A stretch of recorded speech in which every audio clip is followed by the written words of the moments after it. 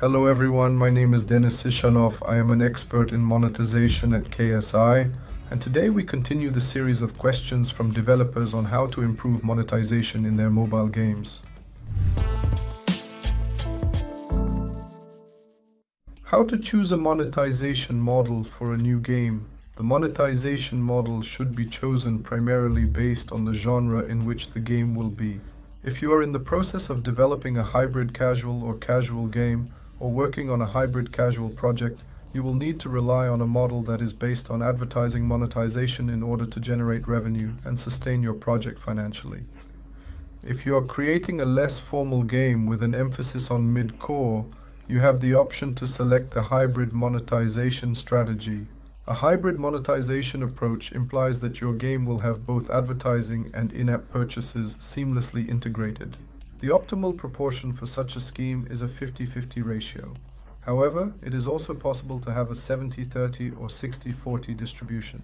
Depending on how users behave in your game, if they are more inclined to watch advertisements, then the proportion will shift towards advertising, and accordingly, you need to put more effort in this direction.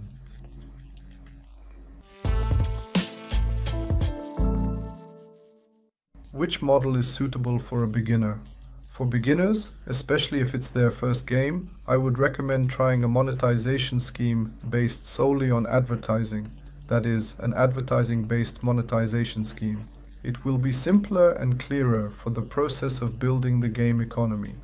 When you feel confident enough to try making a game where there is more emphasis on in-app purchases, you can apply the buildings you obtained from the first scheme to the second one, because you will already know how the game economy is calculated, how balances are built, and what to pay attention to in order to ensure a successful game with a thriving in-app purchase system.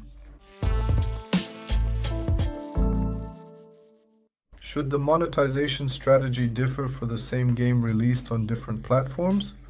The strategy itself should not differ significantly, but there may be some nuances related to the fact that, for instance, iOS users are more inclined to make in-game purchases, while users of Android devices are generally more tolerant of advertisements that appear within the apps or games they use on their devices.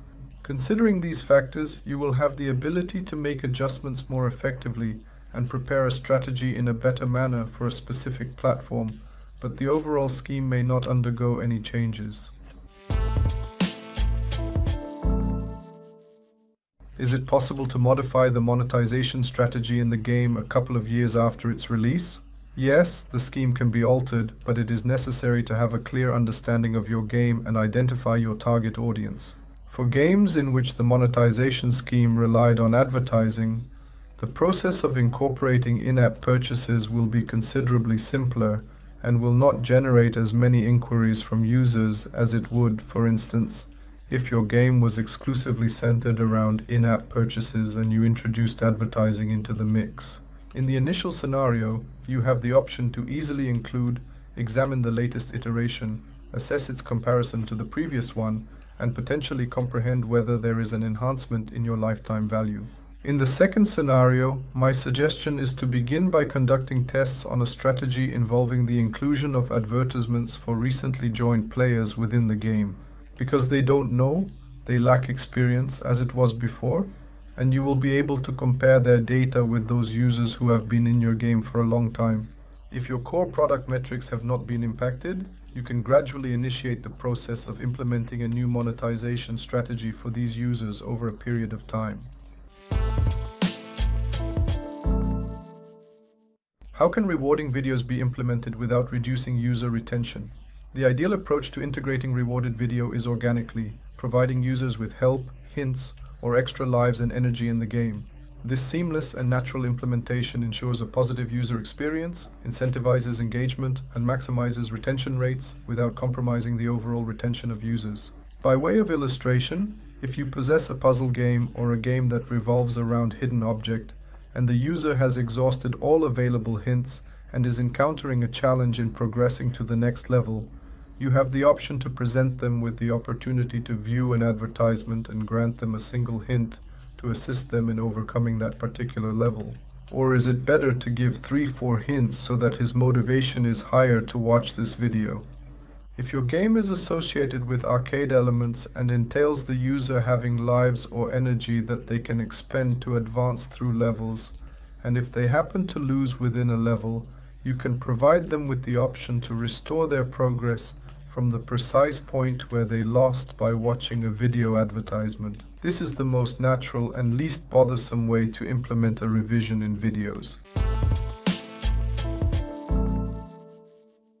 Thank you all for watching the video. We will continue the series of answering questions regarding improving monetization within games. Please leave your comments, as we will be happy to hear any new questions and work on them in the future. Don't forget to subscribe to all of our social networks.